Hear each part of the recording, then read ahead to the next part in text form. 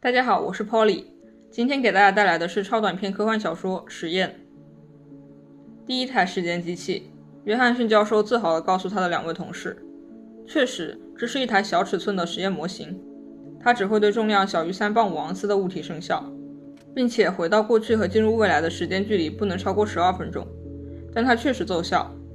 这台小尺寸模型的外形就像一台小型磅秤，只是称重平台下面有2个刻度盘。约翰逊教授拿起一个金属的小方块，我们的实验对象是一个黄铜立方体，重量为1磅2.3盎司。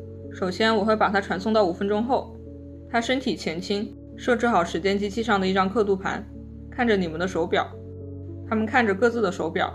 约翰逊教授将方块轻轻地放到机器的平台上，黄铜块随即消失不见。精确到秒的5分钟过后，黄铜块重新出现。约翰逊教授拿起黄铜块，现在把它传送到5分钟之前。他设置好另一张刻度盘，把黄铜块拿在手里，看着手表。现在是2点54分，我会在刚好3点钟时激活传送机制，也就是将黄铜块放在平台上。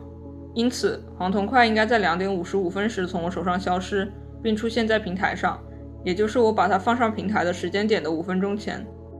如果2点55分方块已经在平台上，3点时你哪里有方块可以放在平台上？他的一位同事问。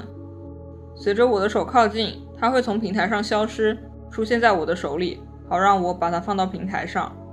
3点钟，请注意，黄铜块从他的手中消失，它随即出现在时间机器的平台上。看见了吗？在我把它放上平台的5分钟前，它就在那了。另一个同事对着黄铜块皱眉。但是，既然它在你把它放上平台的5分钟前已经出现在那儿，假如你改变主意，在3点钟时不把它放到平台上，那么会怎样？那样不就牵涉到了某种悖论？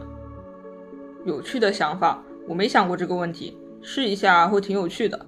很好，我将不会把根本没有产生悖论，黄铜块仍然存在，但宇宙的其余部分，包括教授和所有人，全都消失了。